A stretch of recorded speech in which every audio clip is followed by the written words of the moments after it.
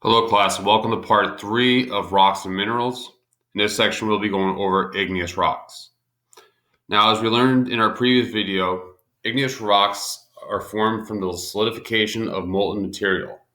Now remember, this could come from igneous rocks melting, metamorphic rocks melting, or sedimentary rocks melting and then rehardening or solidifying to form an igneous rock. So we must know how to use the ESRT, or Science Reference Tables, page 6 scheme for igneous rock identification, and we'll be going through that extensively in this video. Here's some rocks from Kilauea volcano in Hawaii. We'll look by the end of this lesson, you guys will understand why we could classify these as igneous rocks if you didn't know that they came from Hawaii. And here's another picture of a lava field in Hawaii as well. So on page 6 of your Earth Science Reference Table, here's our scheme for igneous rock identification. So all the names of the igneous rocks are in bold below, where you see obsidian, pumice, vesicular rhyolite, granite, pegmatite, diorite, andesite, vesicular andesite, basaltic glass, scoria, vesicular basalt, diabase, gabbro, peridot, and dunite. Everything is in the center here and highlighted. Now, the section is identified now.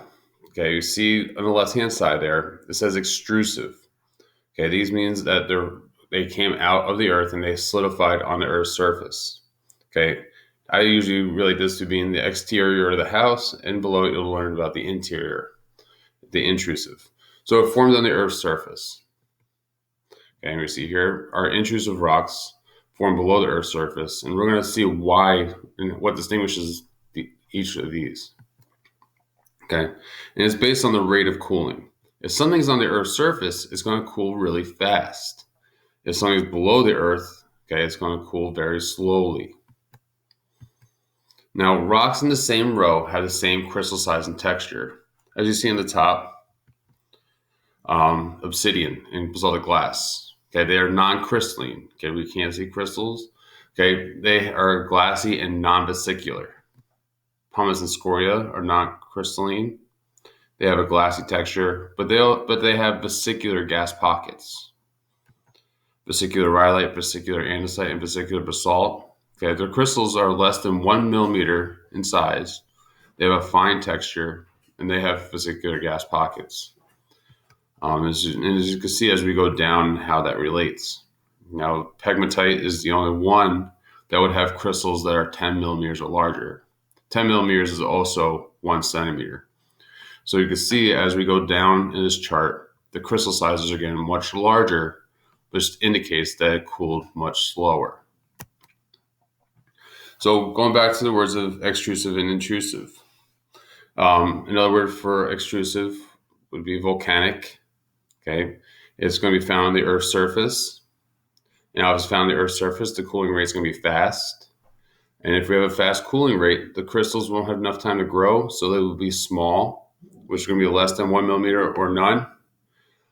Texture is going to be glassy, fine. Okay, we can also find vesicular rocks. And examples would be obsidian, basalt, and pumice.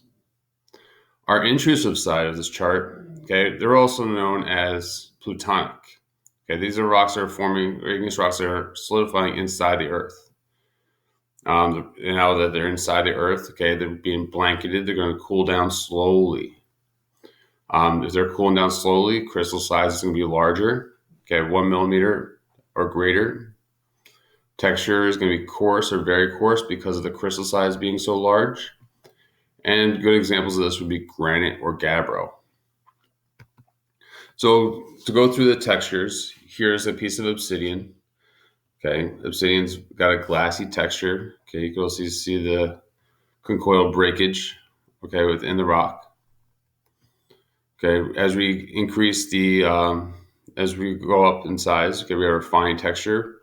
This is a piece of basalt. Of course, you can see our crystal sizes are getting much larger. Okay, we have a granite. And then we have our pegmatite, which is one centimeter or larger crystals. Now, going back to the word vesicular that we were learning about before, Vesicular gas pockets or holes formed when gas bubbles became trapped in rapidly cooling lava. So here's a piece of vesicular basalt and pumice. These rocks have cooled down so fast that the gas pockets solidified as the rock was cooling.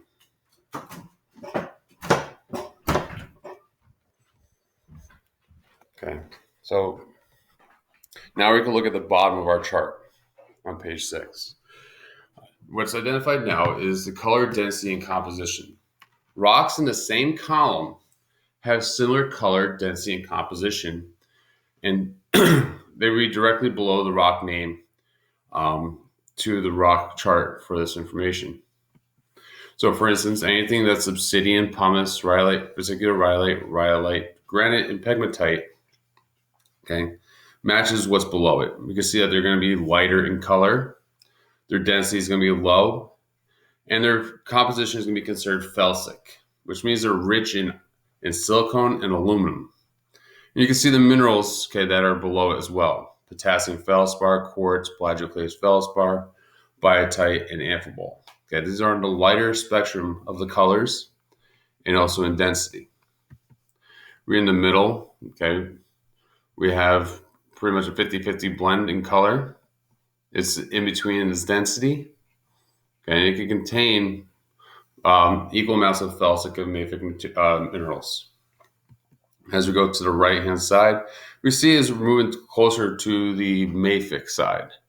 On the mafic side, these minerals are going to be dark in color, have a higher density, and they're composed mostly of iron and magnesium. And we have peridot and dunite that are on the far right hand of the chart. These minerals are going to be really dark, have a high density, and they're going to have a large amount of iron and magnesium in them. And you can also see that their peridot is composed of pyroxene and olivine. And then dunite is a monomineralic rock that's only composed of olivine. So we're looking at the terms of felsic and mafic. If a rock is rich in aluminum and silicon, okay, we consider it felsic. Its color is going to be light colored. Density is going to be low. And the examples will be anything on the left-hand side of our chart, such as obsidian with the color exception, because when we see obsidian, it appears black, okay, but it's light colored. Pumice and granite. If we go to the right-hand side of our chart, we're talking about our mafic minerals. These rocks are going to be darker in color, that have a higher density. And again, they're all the way on the right-hand side of our chart. So we see like basalt and gabbro there. Here's some examples of felsic rocks. Okay, remember, they're light colored and they have a low density: pumice, rhyolite, and granite. Okay, light colored, low density, rich in silicon and aluminum. Our mafic rocks, scoria, basalt, and gabbro. Okay, we can see how these rocks are darker in color. Their density is going to be a lot higher. And if you look at the elements that make them up, they're going to be high in iron and magnesium. So when we look at these pictures here, okay, trying to find some features that may distinguish them as being igneous rocks. In the first one, it's a little hard to see, but it would be glassy texture. In the next slide, you'll see the actual rock, what it looks like. What if we saw in the middle here, we could identify this rock as being igneous because of the interlocking crystals. Okay, and the last one here looks a little bit like a sponge. And as we know, sponges have holes in them, and what we associated with the holes was vesicular gas pockets. So when we look at this with actual rock pictures, okay, we can see that. Okay, these are the three main characteristics that identify a rock as being igneous. So in our checkpoint, okay, if you're going along with me, okay, you can pause the video and you can try to answer this on your own. The flowchart below shows the information of some igneous rocks. Layers A through I indicate parts of the flowchart that have not been labeled. Using your knowledge of the igneous rocks and ESRT, page 6, fill in the blanks for letters A through I. So we look at the top, okay, we see that igneous rocks can be divided into two groups, okay? Magma, which is below the Earth's surface, or lava that's on the Earth's surface. Now, if it's below the Earth's surface, we know the cooling rate is going to be slow. Okay. Now, if it's slow, it's going to be intrusive. Okay. A coarse texture with 10 millimeters or larger. The only rock that we have there is pegmatite. If we go down to coarse texture in the crystal size, we know our coarse texture minerals or our coarse texture crystal sizes are going to be from 1 millimeter to 10 millimeters. And two examples of that would be granite or gabbro. We're on the right side of the chart. Okay, lava is near the Earth's surface, so it's going to be an extrusive igneous rock. Okay, and if it's outside, okay, it's going to cool down fast. There you see down the bottom here, we have examples of rhyolite and basalt.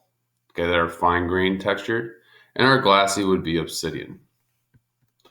Now, the photograph below shows the actual crystal sizes in light-colored igneous rock that contains several minerals, including potassium feldspar, quartz, and biotite mica. This rock would be classified as. Okay, so we see the crystal sizes. We're not really putting a ruler up to the screen, but we can see that it's got a lot of quartz in it. Okay, that light-colored rock, okay, or mineral, and we see that it says quartz, biotite mica, and potassium feldspar. So we know it needs to be on the left-hand side of our chart based upon the mineral descriptions below. And this would probably be about fine grained. Okay, so this would be considered granite. The diagram below shows the crystals of 4 different rocks viewed from the same hand lens. Which crystals most likely formed from molten material that cooled and solidified most rapidly? So when we're talking about this, we're thinking about the speed of cooling. Okay, if it cooled down really fast, will our crystals be large or small? Okay, and each one of these magnifying glasses, they're all at the same magnification of 20x. Okay, again, if it cooled really fast, okay, what would be the crystal size? Okay, if it cooled really fast, it'd be extrusive, so our crystal sizes would be small. One would be a good example of something that would be intrusive. What is the name of the extrusive, non-vesicular igneous rock with a fine texture and a mineral composition of 35% quartz, 35% potassium feldspar, 15% plagioclase feldspar, 10% biotite, and 5% amphibole? The key words in here, okay, we're playing a little guessing game with our reference tables. Okay, we know it's extrusive, so it's got to be on the top of our chart. It's non-vesicular, so we know it's not a vesicular rock, so that knocks out that row. It's fine textured, and it has this mineral composition of quartz in it. So we know it's got to be on the left-hand side, it's going to be on the top, and it's going to be fine textured, okay, but non-vesicular. Okay, this igneous rock would be rhyolite. Okay, which rock most probably formed directly from lava cooling quickly at the Earth's surface? Okay, let's look through our examples. Pebbles cemented in sand matrix, gas pockets in glass, microcrystals in foliated layers, and large intergrown crystals. Okay, form quickly. Okay, so this would be our vesicular gas pockets. Okay, hope you guys enjoyed that. If you have any questions, please reach out to us and we'd be happy to help you.